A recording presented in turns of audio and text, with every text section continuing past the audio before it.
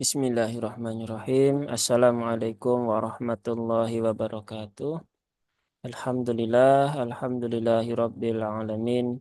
Alhamdulillahilladzi anzala sakinata fi qulubil mu'minin. Asyhadu an la ilaha illallah wahdahu la syarikalah wa asyhadu anna Muhammadan abduhu wa rasuluhu la nabiyya ba'dah. Raditu billahi rabba wa bil islami dina wa bi Muhammadin nabiyya wa rasula. Rabbi zidni ilma wa rizqani fahma. Amin amin ya rabbal alamin. Ya, Alhamdulillah di kesempatan siang hari ini kita bisa melanjutkan kembali ya pembahasan terkait lafat-lafat atau kata-kata yang dianggap pelik oleh para pembaca Al-Quran. Yang hari ini kita masuk di surah yang baru. Ya. Di pertemuan sebelumnya sudah selesai surah Yunus. Nah, sekarang kita masuk ke surah yang baru, yaitu surah Hud.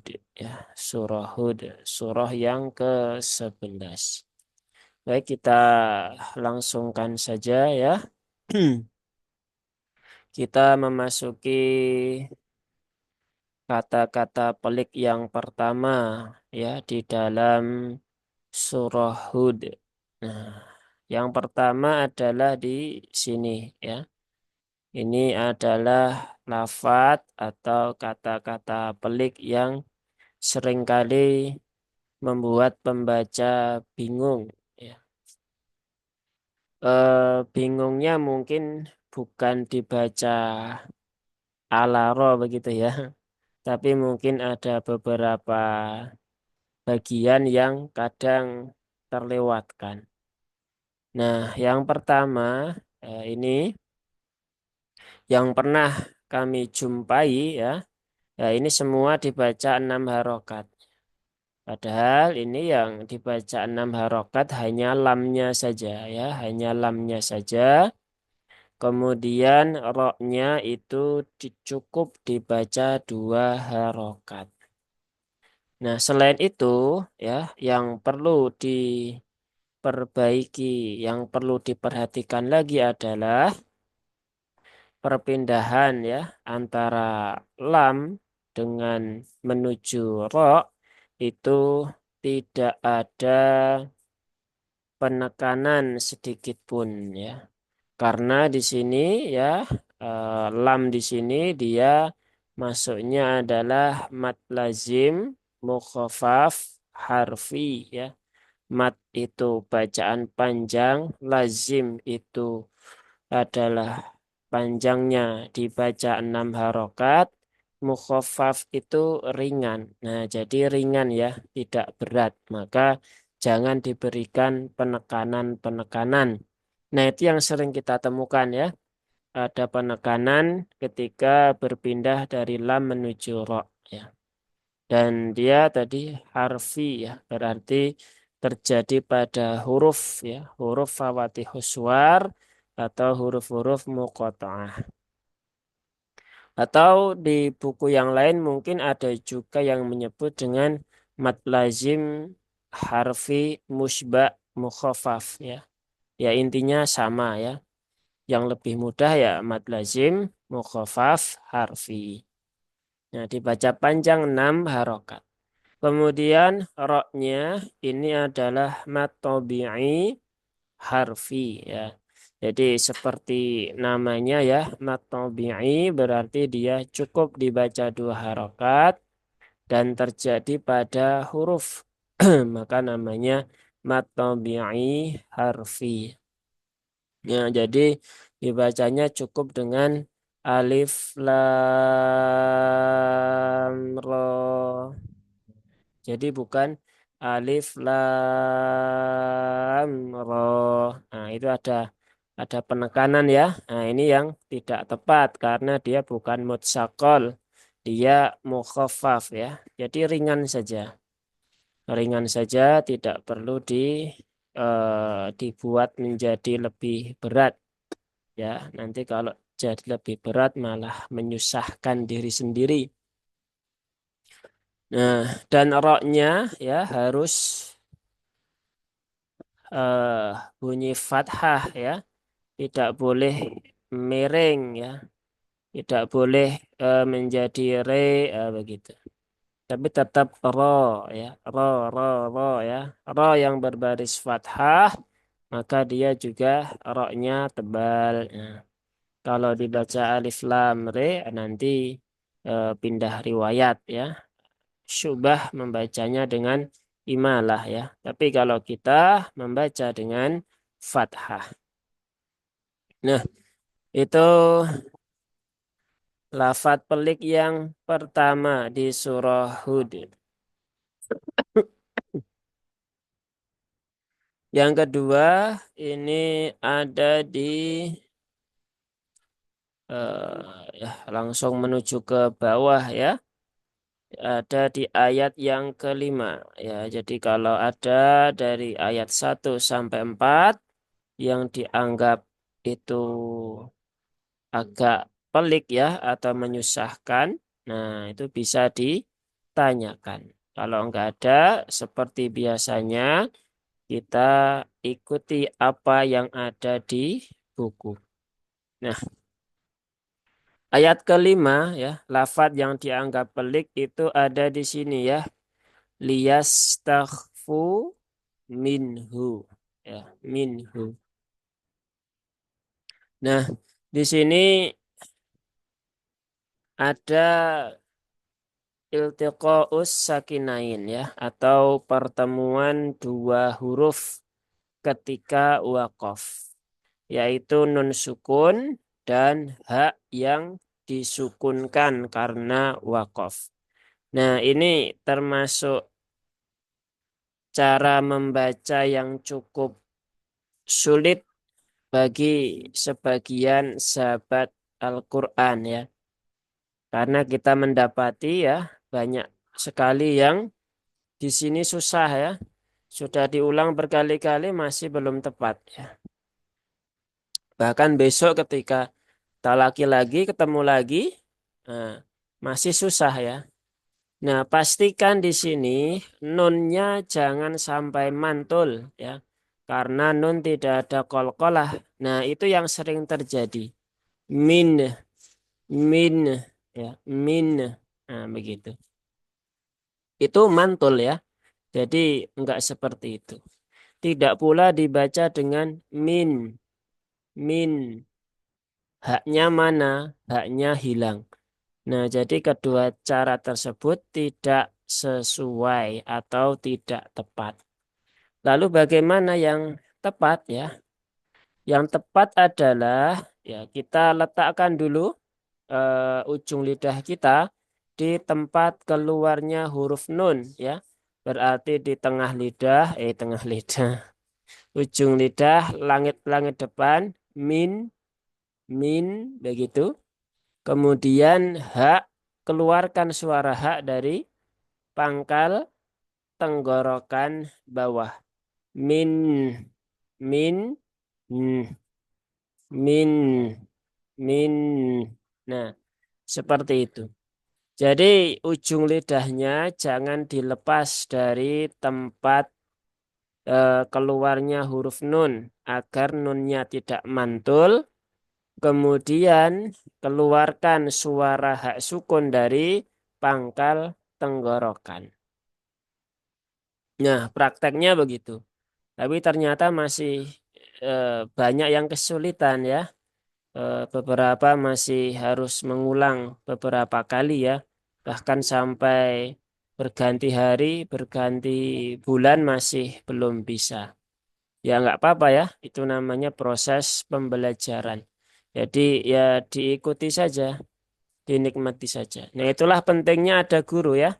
Jadi kalau kita membaca, mempraktekkan, sepertinya gampang ya. Cuman begitu aja kok min ya bisa gitu kan. Setelah praktek ternyata bunyi yang keluar berbeda. Nah, bunyi yang keluar berbeda. Ya, seperti itu. Nah, itu lafadz pelik berikutnya. Baik, kita lanjut ya di surah Hud ayat yang ke-6 ya. Surah Hud ayat yang ke-6 di mana ini? Wa ma min huda.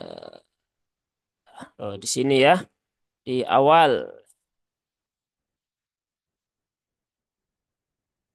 Nah, lafadz pelik di surah Hud yang selanjutnya. Nah, ini ada di awal ayat yang ke-6 yaitu pada lafadz ini ya, dabbah ya, dabbah. Ini namanya mad lazim mutsaqal ya, mutsaqal kalimi. Nah, kalau yang atas tadi adalah mad lazim mukhaffaf, nah di sini mad lazim mutsaqal. Apa tanda mutsaqal? Ini tandanya ya.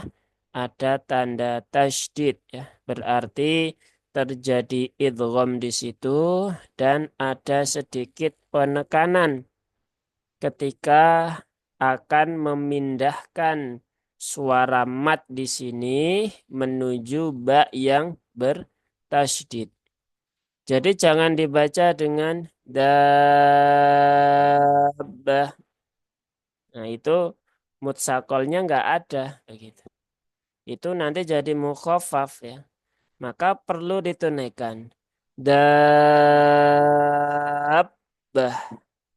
Dab. Dabbah. Nah, jadi ada sedikit penekanan untuk mat lazim mutsakol. Nah, jadi bedanya mutsakol dengan mukhaffaf itu ada pada proses perpindahan dari bunyi mat ke huruf yang setelahnya. Nah, maka ini perlu diperhatikan terkait mat lazim mutsakol ilmi atau mat lazim mutsakol kalimi. Ya, kita lanjut lagi. Lafadz pelik berikutnya ada di ayat yang ke-11. Ayat yang ke-11. Yaitu di lafadz ulaika. Nah, lafadz ini eh, sudah sering muncul ya. Sudah sering muncul di surah-surah sebelumnya. Dan ini dimunculkan kembali oleh penulis ya, untuk mengingatkan bahwasanya ya waw yang ada di sini ya ini tidak dibaca ya. Ini waw ziyadah ya, waw tambahan yang dia tidak diberikan tanda baca, tidak diberikan dobet, maka hamzah dhammah di sini tidak terpengaruh oleh huruf waw yang ada setelahnya karena wawnya dianggap tidak ada. Sehingga u-nya dibaca pendek satu harokat. Ulaika seperti itu. Bukan ula tetapi ulaika. Nah, lalu fungsi waw di situ buat apa kalau tidak dibaca ya? Kenapa harus dituliskan? Kan mubadir ya. Oh, tidak dibaca kok ditulis begitu. Karena di sini ya dulu ketika belum ada dobet ya, dulu ketika mushaf pertama kali muncul itu kan benar-benar Arab gundul ya. Sehingga ketika tidak ditambahkan waw itu ada peluang bagi orang non-Arab untuk salah membaca. Yang harusnya terbaca ulaika justru malah terbaca ilaika. Nah, maka fungsi waw di sini penting ya, bahkan penting sekali. Kemudian lanjut, lafadz pelik berikutnya adalah di surah Hud ayat 15.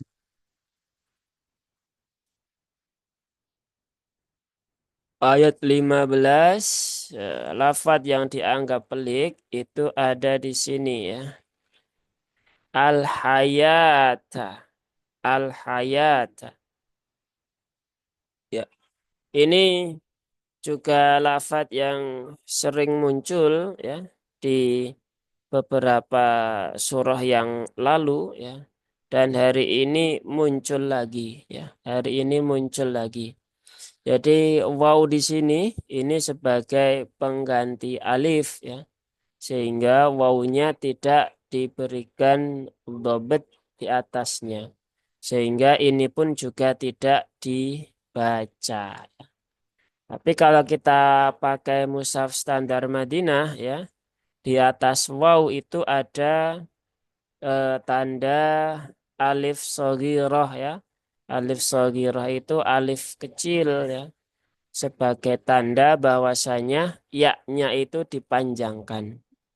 Tapi kalau kita pakai mushaf standar Indonesia seperti ini, maka bentuk dobetnya seperti yang kita lihat. Dan ini terlihat lebih mudah ya, terlihat lebih mudah.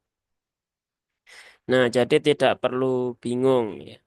Jadi ini terbaca al-hayata seperti itu. Selanjutnya kita ini langsung ya, langsung ke ayat 27. Nah, jadi kalau ada pertanyaan ya, tidak perlu menunggu di akhir ya. Bisa langsung ini saja ya disampaikan biar tidak lupa. Ya, baik kalau nggak ada kita ikuti di buku ini yaitu di ayat 27. Di ayat 27.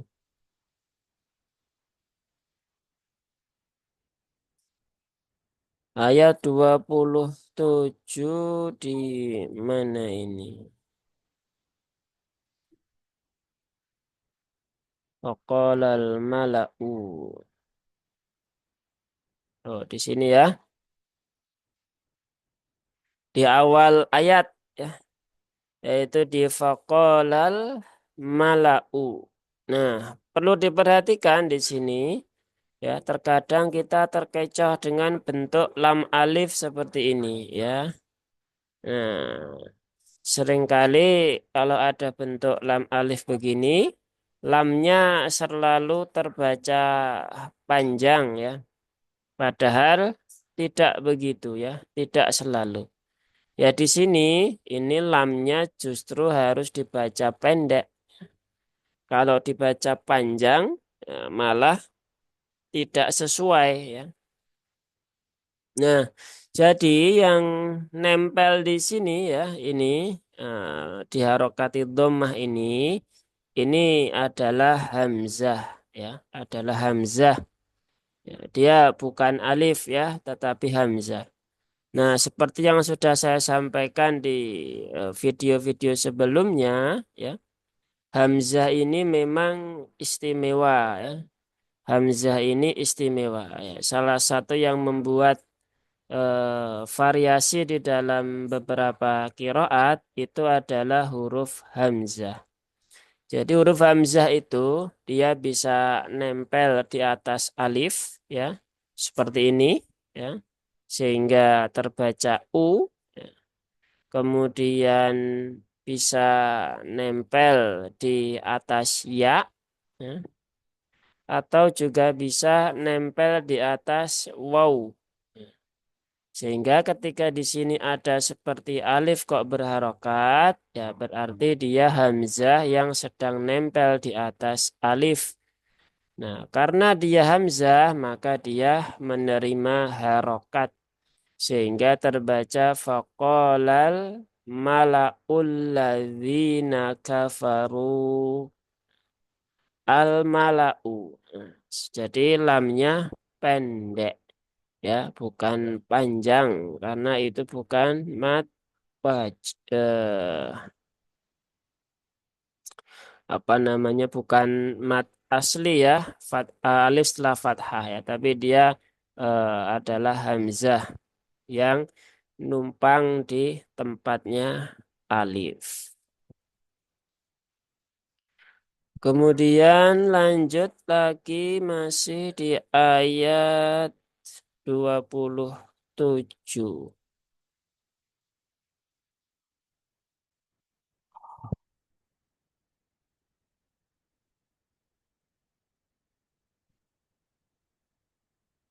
Lafadz pelik berikutnya ada di sini ya, yaitu di hum aradhiluna badiyar ra'yi. Badiyar ra'yi. Nah, ini juga bagi sebagian sahabat terkadang susah ya. Wakaf pada ya itu bagaimana ya? Kalau dibaca ra'yi berarti dia enggak sukun ya. Badiyar ra'yi. Loh, kok enggak sukun gitu kan. Padahal di sini kalau kita wakaf harusnya dia menjadi sukun. Terus bagaimana? Ya sukunkan saja. Ra'i. Ra'i. Ya. Badiyar ra'i. Ra'i. Ya begitu ya. Jadi itu cara membaca ya ketika wakaf pada huruf ya yang sukun yang awalnya dia harokatnya kasroh. Jadi hampir-hampir mirip ya, tetapi berbeda. Nah, itu kata pelik yang ada di ayat 27 ya, surah Hud. Nah, sekarang kita lanjut. Lanjut ke mana ini?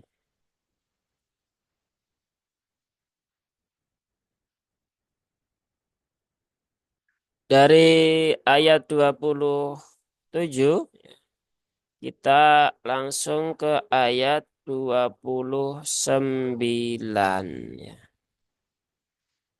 Di ayat 29 ya, lafadz yang dianggap pelik itu ada di sini. Wama ana.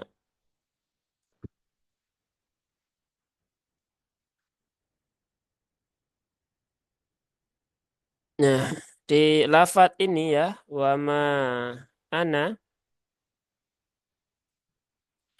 ini ada dua yang harus diperhatikan ya. Walaupun di buku ini hanya satu ya, lebih fokus kepada lafadz ana ya.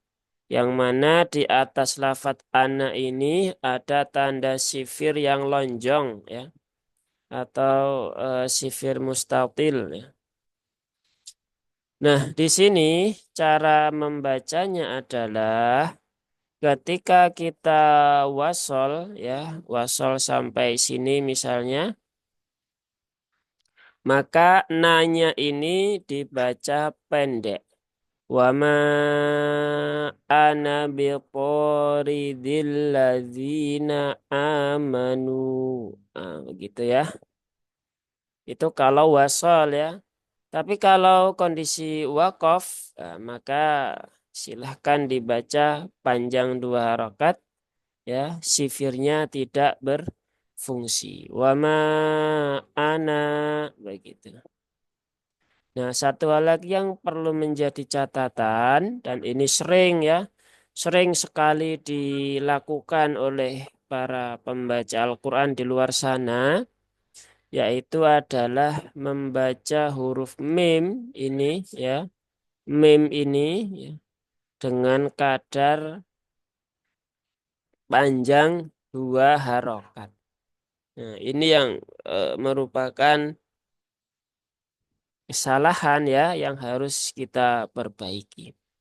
Jadi kalau di qiraatnya Imam Asim ya, riwayat Hafs, toriknya Asyadibiyah, ya, mad wajib dan mad jaiz munfasil itu pilihan membacanya hanya 2 saja. Bisa 4 harokat, bisa 5 harokat.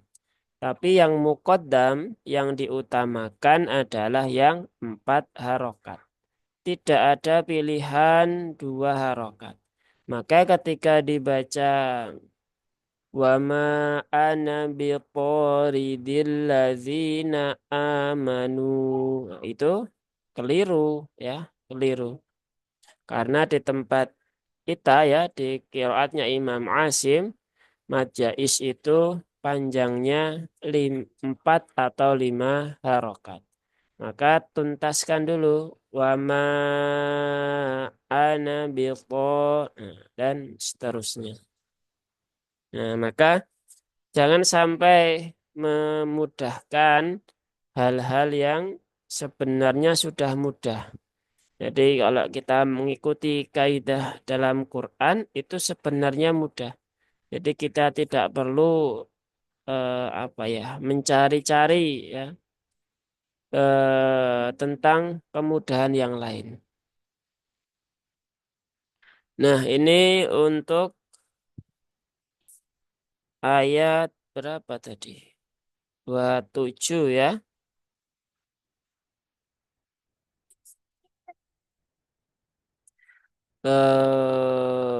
Mana tadi? Ayat 29 sudah ya. Di lafadz wa ma ana. Kemudian selanjutnya beranjak ke ayat 30. Ya. Ayat 30 di mana ini? Nah, ayat 30 di lafadz ini ya.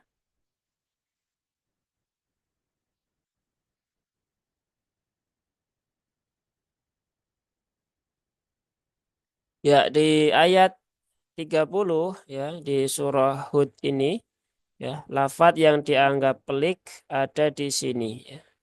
Yang mana di sini terjadi pertemuan 2 huruf ya antara huruf dal dan huruf ta. Nah, di sini ada pertemuan mutajanisain sogir kamil bila gunnah. Nah, maka ketika dia sudah kamil berarti peleburannya itu sempurna ya. Maka huruf dal yang di sini ya, huruf dal yang di sini itu bisa dikatakan dianggap tidak ada ya atau dileburkan menjadi satu bersama dengan huruf ta. Maka porotum ya, porobtuhum ya. Jadi bukan itu tapi porobtuhum ya. In tuhum ya. Dan satu hal lagi yang perlu diperhatikan ya sebagai tambahan ya bahwa di sini ilpo nah, itu kan ikfa ya, ikfa akrob ya, ikfa akrob ya. Maka perlu diperhatikan ya bunyi samarnya. Nah, perlu diperhatikan bunyi samarnya.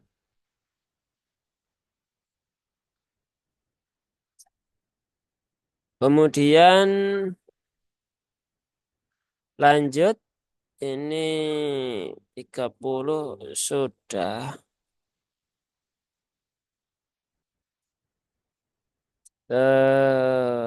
Mana? Ayat 30 tadi sudah ya. Entaratum. Kemudian 31.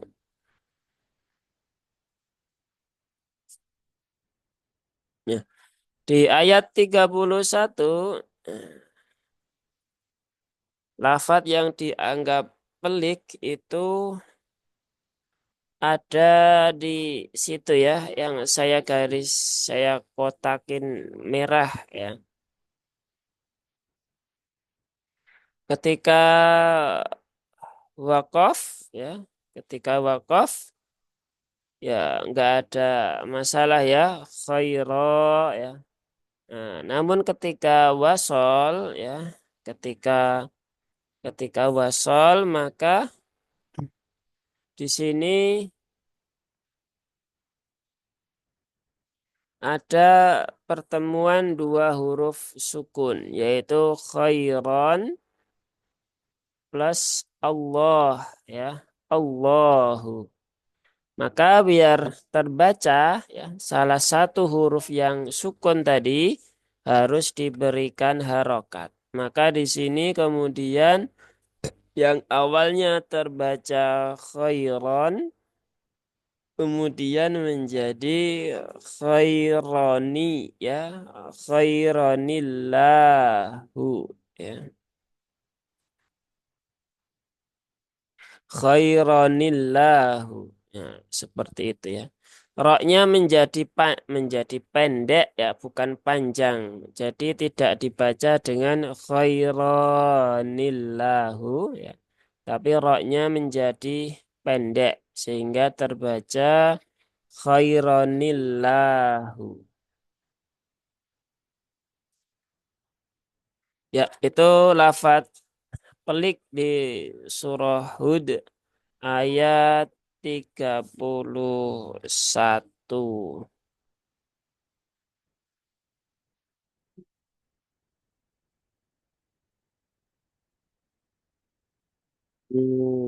Ayat 31 sudah ya. Lanjut ke ayat 34.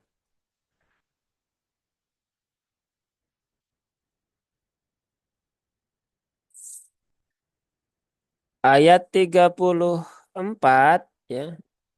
Ini lafaz yang masih dianggap sulit. Itu ada di sini ya. In aradtu ya.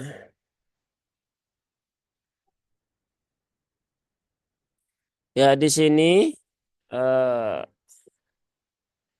ada pertemuan dua huruf yang sama ya, seperti yang sebelumnya, yaitu ta dengan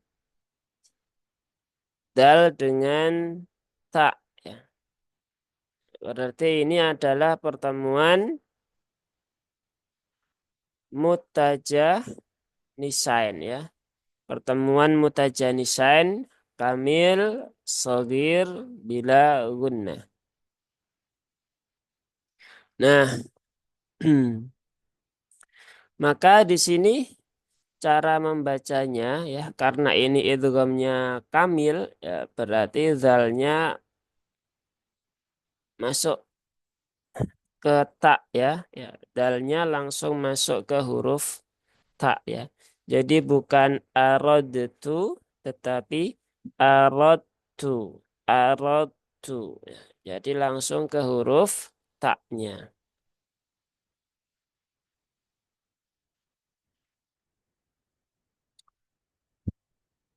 Ya, kita lanjutkan ya. Baik, ayat 34 sudah ya. Aradtu. Kemudian lafadz balik berikutnya ada di ayat 35.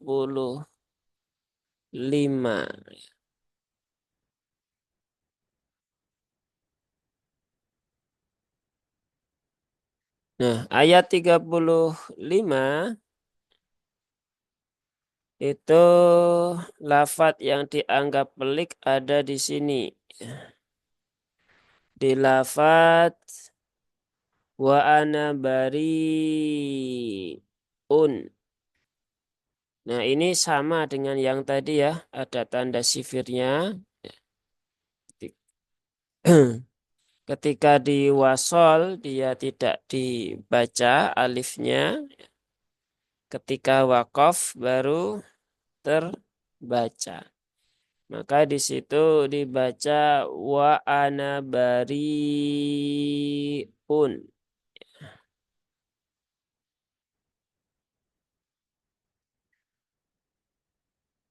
Baik, lanjut ya.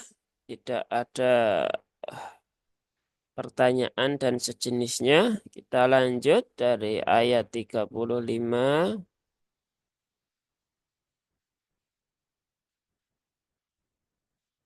Dari ayat 35 ya, kita lanjut ke ayat 41. Ya, ayat 41. Nah, ini cukup menarik ya di sini pembahasannya.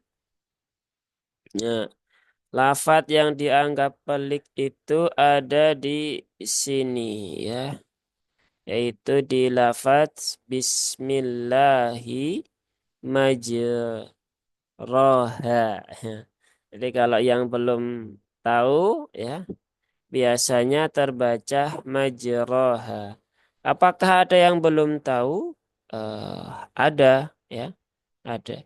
Walaupun ini bagi sebagian besar adalah bacaan yang familiar ya, bacaan yang mudah, bacaan yang sudah dikenal, tapi masih ada sahabat-sahabat kita yang membaca dengan majroha. Nah, di sini ada yang namanya kaidah khusus ya. Jadi kaidah khusus ya. Atau kalau di kitab tajwid yang lain itu biasanya masuk dalam kategori ayatul gharibah ya. Ayatul gharibah. Tapi kalau kami lebih cocok menyebutnya dengan kaidah fars ya. Karena ayat gharib itu lebih tepat untuk istilah yang lain ya. Bukan untuk istilah yang seperti ini. Tapi ya kalau ada yang menyebutkan gharib, ya ya silahkan ya kita hormati. Cuman kita ingin mengembalikan ya sesuatu itu sesuai dengan yang lebih tepat ya. Sehingga ini bukan bacaan yang di luar kaidah, justru ini adalah bacaan yang menjadi ciri khas ya.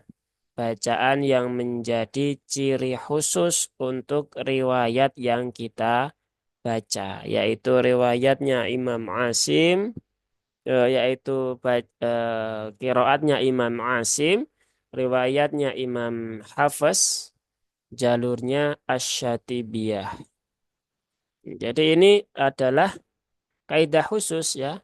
Kalau tidak ada ini, maka bacaan itu tidak bisa disebut bacaannya Imam Asim, tidak bisa disebut riwayatnya Hafiz min Thoriq Syatibiyah. Maka dia nanti masuk ke dalam Thoriq yang lain atau rawi yang lain atau qiraat yang lain. Nah, jadi di sini adalah kaidah khusus yang menjadi ciri khas. Nah, dibaca dengan imalah ya, dibaca dengan imalah. Apa itu imalah?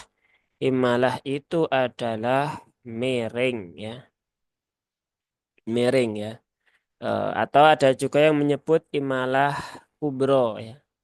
Nah, tapi imalah kubro itu seringkali juga cukup disebut dengan imalah ya. Sehingga di sini dibaca dengan lafadz majreha ya. Seperti kalau kita mengucapkan kata remote ya atau kata tempe ya, majreha, ya majreha. Nah, yang menjadi perhatian adalah ya ini penting ya untuk kita pahami.